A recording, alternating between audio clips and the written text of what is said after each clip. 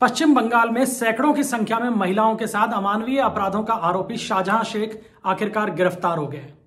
महिला अपराधों के अलावा सैकड़ों हजारों बीघा जमीनों पर अवैध कब्जे और करोड़ों रुपए के राशन घोटाले का भी प्रमुख किरदार शाहजहां शेख को माना जाता है।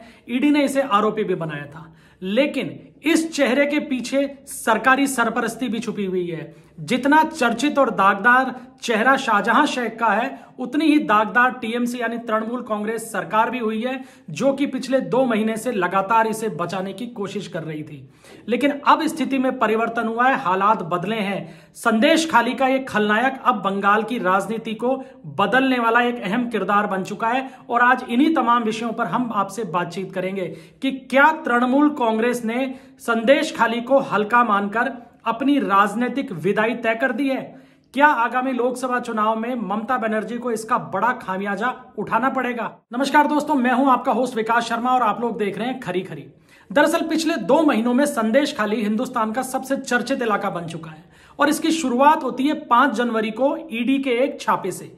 ईडी की टीम राशन घोटाले में वांछित टीएमसी नेता शाहजहां शेख की गिरफ्तारी के लिए बंगाल पहुंचती है और संदेश खाली क्षेत्र में इस ईडी टीम के ऊपर हमला होता है जबरदस्त, जिसमें 5 ऑफिसर्स गंभीर रूप से घायल भी होते हैं। इस हमले के बाद में पूरे देश में माहौल बनता है और हंगामा होता है कि ईडी की टीम पे हमला कैसे हो गया। केंद्र सरकार और राज्यपाल सक्रिय होते हैं, लेकिन इस सक्रियता के साथ साथ सक्रिय होती हैं संदेश खाली के आसपास के इलाके की वो महिलाएं जो पिछले कई सालों से इस संदेश खाली के खलनायक के कारण अपनी इज्जत और अपनी संपत्ति को बचाने की जद्दोजहद कर रही थी। एक के बाद एक पीड़ित महिलाएं सामने आने लगती हैं और देखते ही देखते कुछ दिनों के अंतराल में सैकड़ों की तादाद में ऐसी महिलाएं सामने आती हैं जो कि ये स्पष्ट तौर पे आरोप लगाती हैं कि उनका यौन उत्पीड़न किया गया, उनके परिवार की जमीन छीन ली गई, उनके परिवार में से किसी ना किसी को अगवा कर लिया गया, उसके साथ मारपीट की गई। इतने जघन्य अपराध सामने आने के बाद में भी ममता बनर्जी सरकार चुप रहती है। पीड़ितों की बढ़ती तादाद को देख बीजेपी सक्रिय होती है और बीजेपी ने इस मुद्दे को बहुत जबरदस्त तरीके से बंगाल में और पूरे राष्ट्रीय स्तर पर उठाया।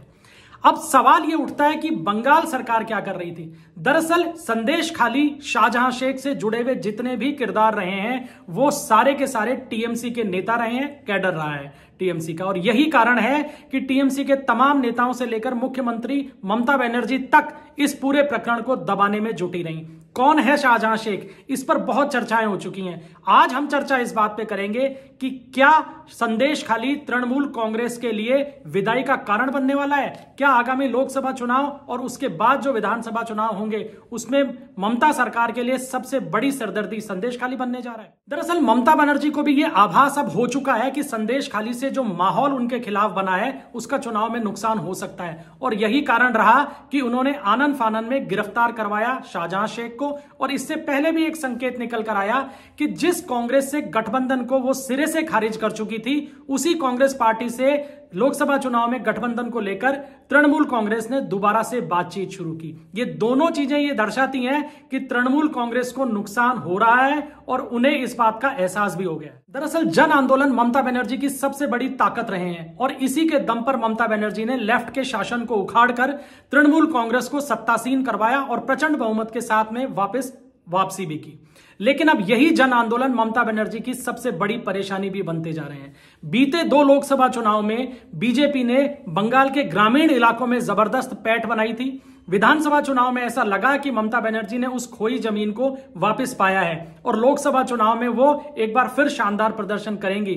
लेकिन संदेश खाली के संदेश ने ममता को यह समझा दिया है कि वापसी की राह आसान नहीं है और बीजेपी से जबरदस्त प्रतिरोध का सामना उन्हें लोकसभा चुनाव में करना पड़ेगा।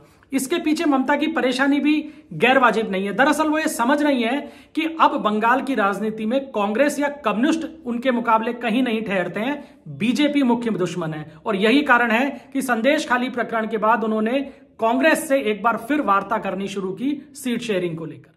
आखिर टीएमसी क्यों परेशान है संदेश खाली से, उसका कारण है दरअसल 2019 के लोकसभा चुनाव में टीएमसी को 22 सीटें मिली और बीजेपी के खाते में 18 सीट गई। लेकिन अगर वोट शेयर की बात करें तो टीएमसी के खाते में करीब 43.7% वोट आया और बीजेपी के खाते में लगभग 41%।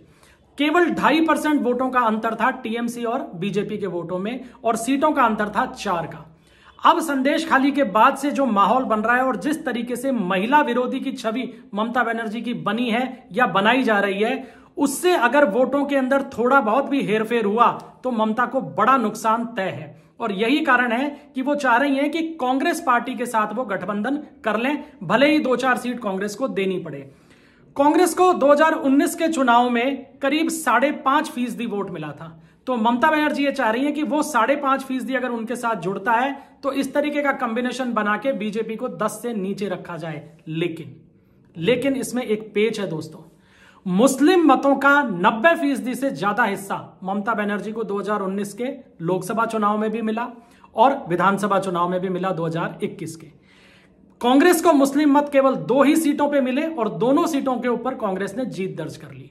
बाकी जो वोट कांग्रेस के पास था, अगर ममता बनर्जी से गठबंधन होता है तो अब धरातल की स्थिति यह बन रही है कि गठबंधन की स्थिति में हिंदू वोट कांग्रेस के पास जो बचा कुचा है वो भी बीजेपी में ट्रांसफर होगा, केवल मुस्लिम मत अलग रह जाएंगे। कांग्रेस से गठबंधन का भी बहुत ज्यादा फायदा ममता बनर्जी को होता नहीं दिख रहा है। दूसरा, कांग्रेस ने अपने खाई खुद ने यूं खोद ली कि संदेश खाली के इस प्रचंड बवंडर के बावजूद न्याय यात्रा निकालने वाले राहुल गांधी बंगाल में एक शब्द भी इस संदेश खाली को लेकर नहीं बोले। संदेश खाली में जिन महिलाओं का उत्पीड़न हुआ है उनमें से अधिकांश, बल्कि लगभग सभी महिलाएं दलित वर्ग से आती हैं और ये दलित वोट बंगाल में अब बहुत तेजी से बीजेपी के पक्ष में ट्रांसफर होता जा रहा है। लोकसभा चुनाव में यह देखा भी गया था। अब स्थिति यह बन रही है कि जिस तरीके का वोट ट्रांसफर ममता बनर्जी कांग्रेस से चाह रही है या कांग्रेस ममता बनर्जी से चाह रही है वो होता नहीं दिख रहा, क्योंकि सीट शेयरिंग भी अभी तक फाइनल नहीं हो पाई है। लेकिन बीजेपी हमलावर है और बीजेपी ने इस पूरे के पूरे संदेश खाली के मुद्दे पर ममता बनर्जी को महिला अपराधों से, यौन अपराधों से जोड़ते हुए एक ऐसी सरकार की नेता के तौर पर प्रचारित करना शुरू कर दिया है जो कि केवल एक वर्ग विशेष की नेता बन के रह गई है और हिंदुस्तान के बहुसंख्यक समाज की पूरी तरीके से अवहेलना कर रही है। अभी तक के हालातों को देखा जाए तो बीजेपी अपने इन प्रयासों में सफल भी हो रही है और वो ध्रुवीकरण करने में कामयाब होती जा रही है। ममता बनर्जी को अब देखना होगा कि वो इस संदेश खाली और संदेश खाली के खलनायक के कारण उठे बवंडर को कैसे थामती हैं। पूरे बंगाल में वोटों का स्पष्ट ध्रुवीकरण दिखाई दे रहा है। अल्पसंख्यक वोट जहां टीएमसी के पक्ष में कंसोलिडेट हो रहे हैं, वहीं बाकी जो बहुसंख्यक समाज है वो बीजेपी के साथ कंसोलिडेट होता जा रहा है। जिस ग्रामीण बंगाल में ममता बनर्जी की जबरदस्त पकड़ हुआ करती थी, वो अब पकड़ ना सिर्फ ढीली हो चुकी है बल्कि बड़े एरिया में टूट भी चुकी है। देखना रोचक होगा कि आगे राजनीति किस करवट बैठती है बंगाल की। आज के वीडियो में इतना ही। आगे फिर किसी सब्जेक्ट को लेकर आपके सामने फिर उपस्थित होंगे। तब तक के लिए अपने होस्ट को इजाजत दीजिए। धन्यवाद। जय हिंद, जय भारत, वंदे मातरम।